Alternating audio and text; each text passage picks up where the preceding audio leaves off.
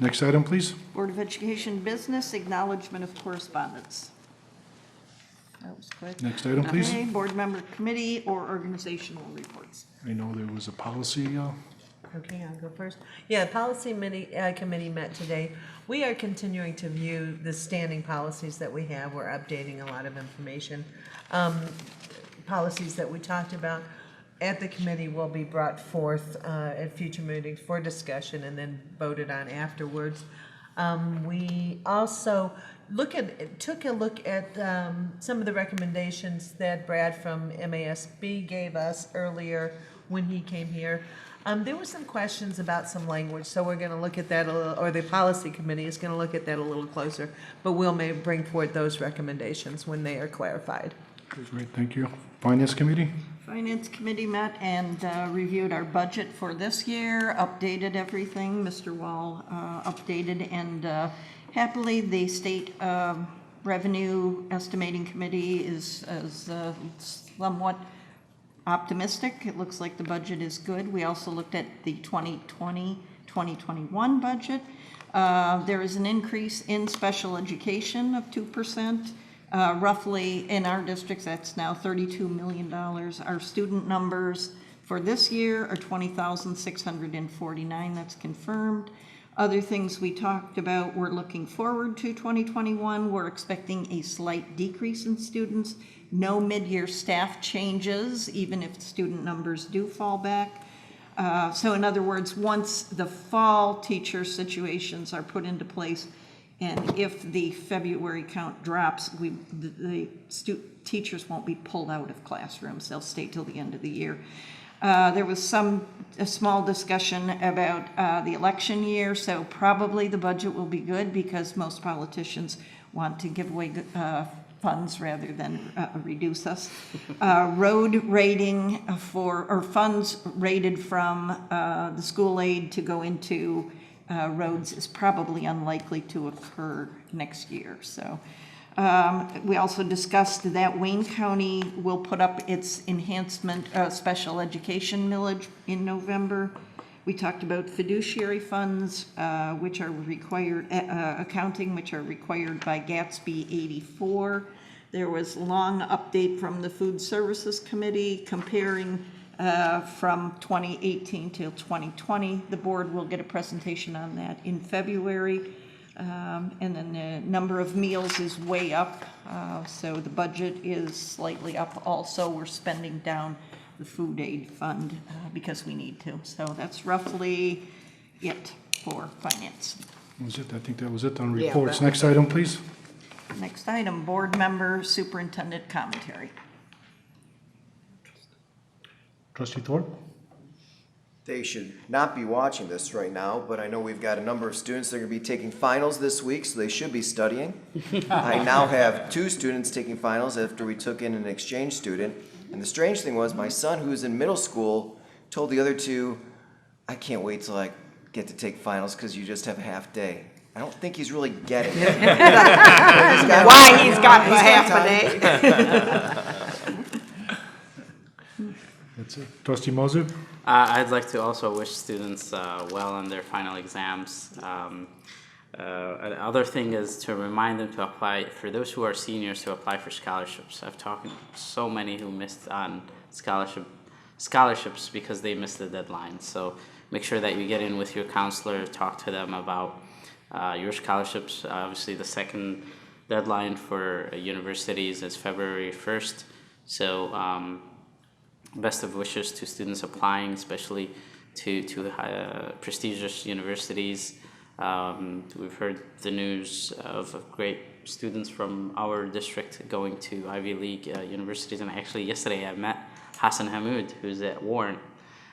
He was visiting, and I met him at Good Burger with my 2 kids. So it was a good introduction for them to talk to him. So he is a prestigious business school, yeah. Well. Absolutely. So he actually said he visited Fortson today. So that was pretty cool, and love that seeing our students giving back and helping their fellow students also get into universities and achieving that big of a dream. So wishing all the students the best, and, especially the next 2 weeks.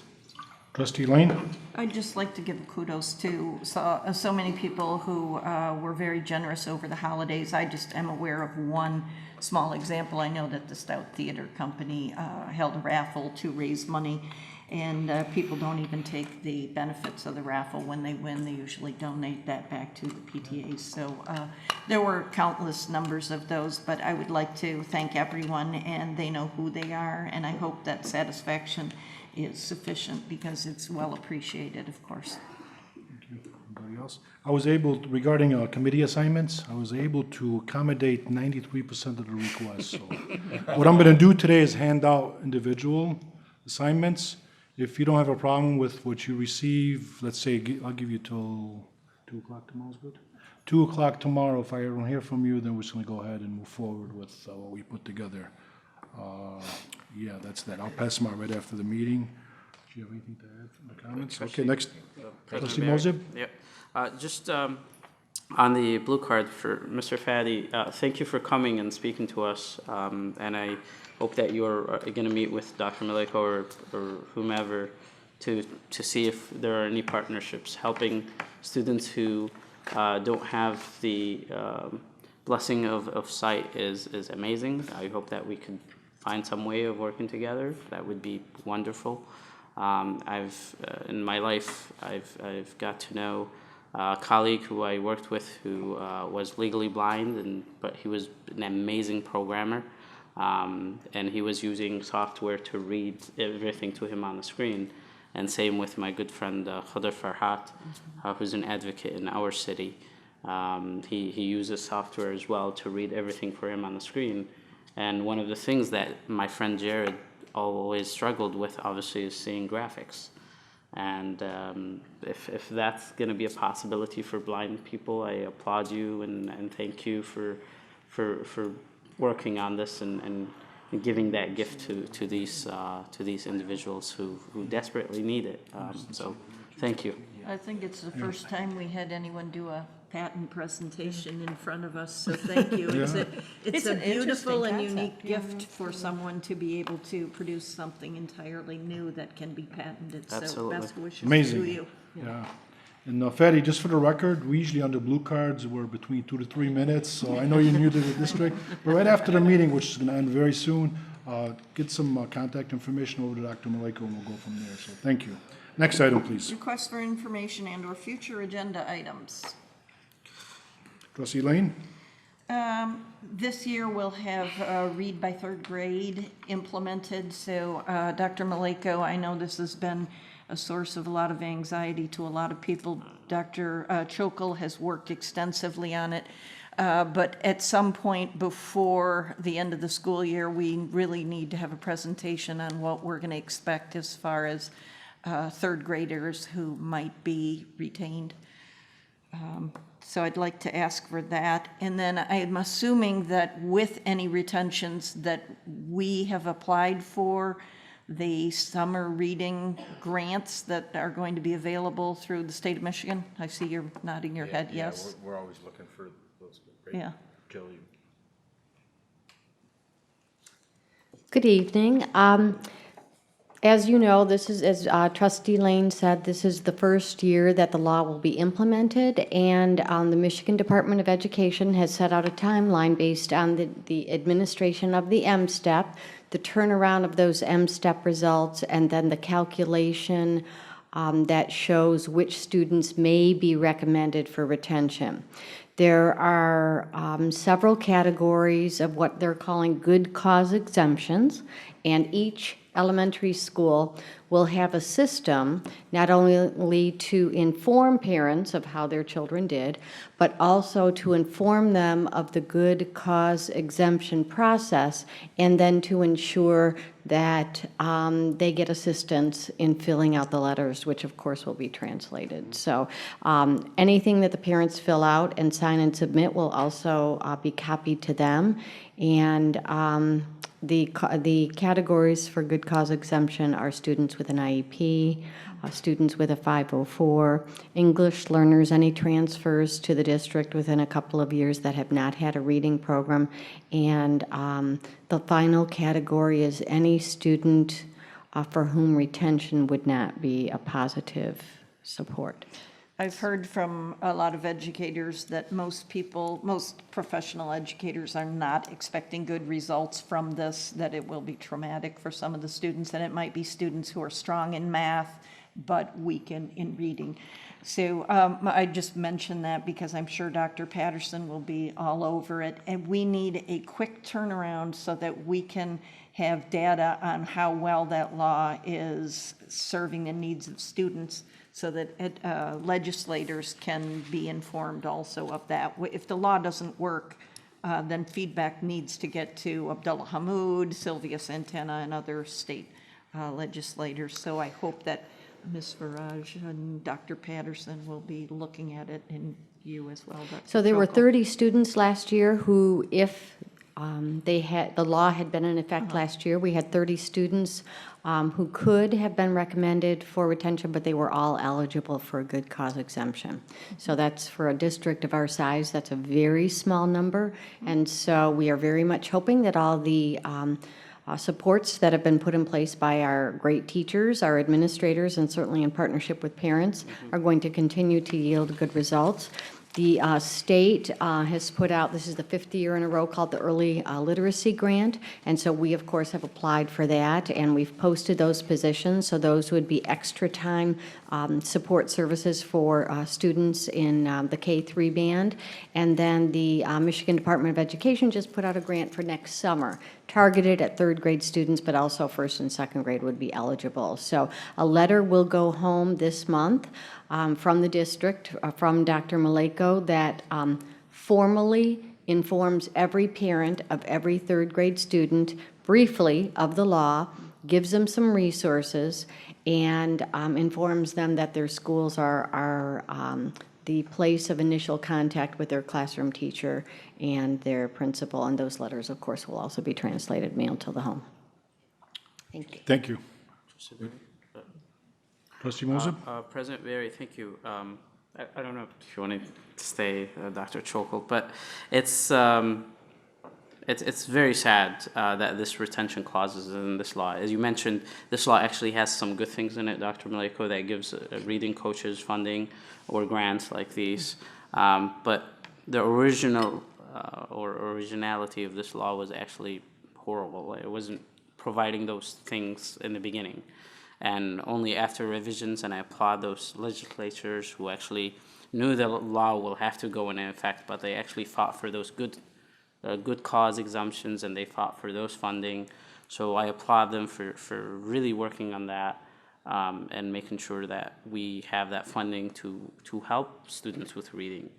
And retention, educators will tell you it never works. It only works in very, very extreme measures. I had a 3rd grader last year, and the conversation between him and his peers were, "Oh, you're gonna flunk, and even using that term, it was very sad to really hear him talk about it. And then when he goes to the test, he's already emotionally charged that he's gonna fail, and this is not how we should set up our children. It's just terrible. I'm really very, very concerned of how legislatures really write laws right now. And we really still have to call on them to repeal this retention clause. I actually am inviting Senator Schmidt on my radio show to talk about this. So, and we'll put him on the spot, and we'll put his colleagues on the spot who actually put this law in. And he, to himself, he doesn't wholeheartedly believe in the retention as well. He does believe, the professionals and the educators, that it doesn't work. Again, it only works in very extreme measures, maybe in kindergarten when you see a child who's not fully developed to be in 1st grade.